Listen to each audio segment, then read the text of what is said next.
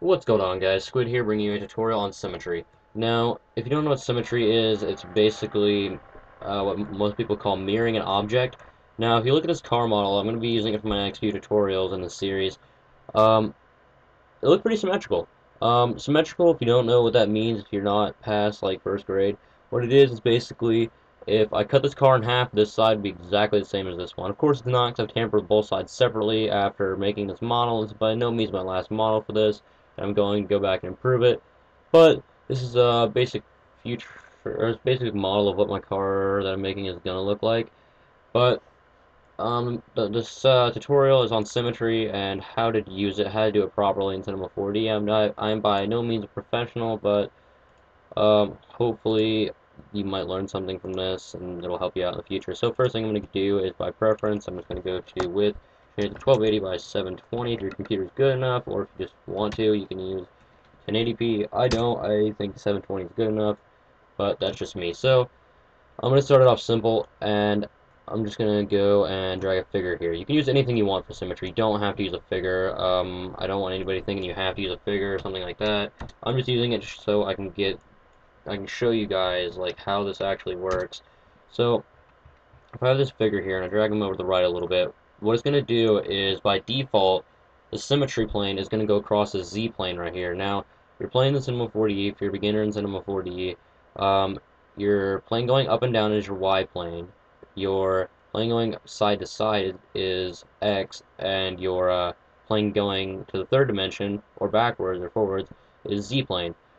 Now, Z plane is your third dimension, obviously, and that's what makes Cinema 4D a 3D program. Not sure why they call it Cinema 4D. I mean, if you can give me a logical reason why they call it that, just other than sounding cool, that'd be great. Because four-dimensional cube, I've seen it, it looks weird, and it blows my mind.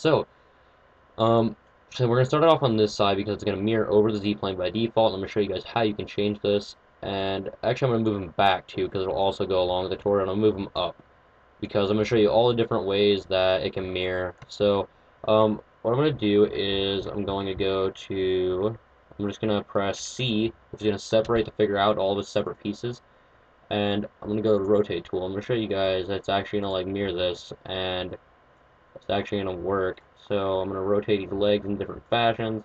I'm going to go to the upper body. I'm going to rotate the left arm up, out. I'm going to go to the right arm, rotate this back. Actually rotate this one down. I'm going to take my head, and rotate that whole thing back. That's about good. That looks like some normal human head functions. So I'm just going to minimize this now. What I'm going to do is I'm going to right click this, and I'm going to go to select children. And then I'm going to go to right click again and connect object plus delete. Now we have a solid polygon again. So what we're going to do now is we're going to go to this weird looking thing right here that says add array object, and we're going to hold click, drag it out, and go to symmetry right here, and we're just going to click on that,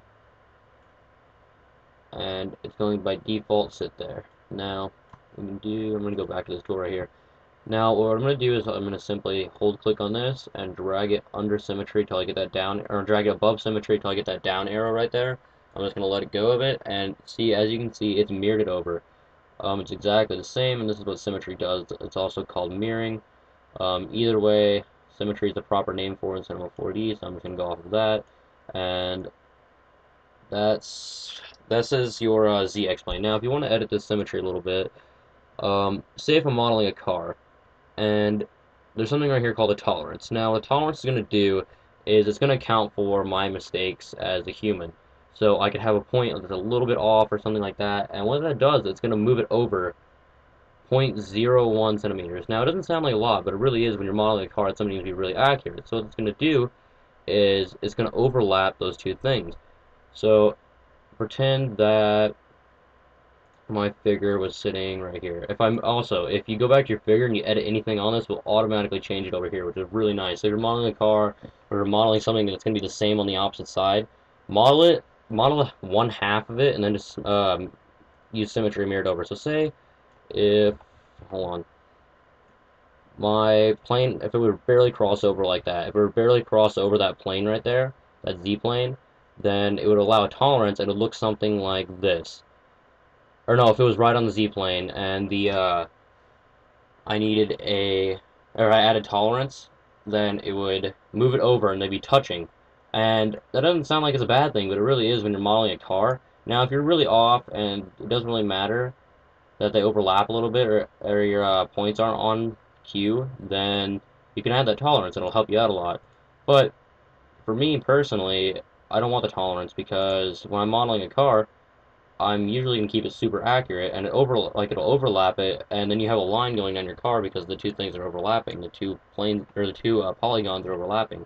So what we can do is we can go here. We can just I think we can uncheck symmetry. No. All right. So what we can do is you can just change this to 0, and it'll have 0 tolerance. So it will not move whatsoever. You have to go through manually if your points are off and change those, or you can turn it back on, and it'll automatically move your points over. Now, for I'm not really sure what symmetrical and weld points do. I never changed those because I never had a reason to. I've unchecked them and checked them, nothing changes. So if we go to mirror plane, if I change it, right now it's on ZY, which is this one right here, which is the most common use for modeling, things like that. So if I change it to XY, as you can see, it's going to model it across this X and Y plane right here. And ZY is this plane right here, going this way. Oh, wait, hold on. ZY is this right here, this blue one, and this is Y right here, the green one. So XY is the green one, and the red one. It's gonna pretend, if you imagine there's an imaginary wall there, it's gonna mirror across there. And if I go to ZX, it's gonna mirror underneath of it. So ZX would be really good if you're doing like some kind of water animation. Um, it'd be really sick to see somebody do something like that. I've never really seen anything. I've never seen it used too many times. I've seen it like with reflection and stuff. I've never seen. I think the closest I've ever come to seeing something like that was like in Bleach or something like that when he goes to, or an Ishigo goes to like fight his hollow or something in his imagination. Or no, it's not his. Yeah, he fights his hollow in there, but he's with his sword or something. I don't know. But they walk on glass or something. He's on the opposite side. But you could do something like that with this if you want to add a glass plane below him. And now, say if you want the other side to be different or something like that. But you want it to be almost completely the same. What you can do for this is we're going to do the same thing we did in the last tutorial for the Bula to convert it into a single polygon. If we go to symmetry and we press C on that, and we press plus sign right here, we have figure 1. It's going to show us as one solid object. Now what we want to do is click figure 1, hold control, click symmetry, or right click, go down to connect objects plus delete. Now we have this single polygon, and say you want to edit it, what you can do is you can go to the point tool and you can change individual points, and this will not affect the other um,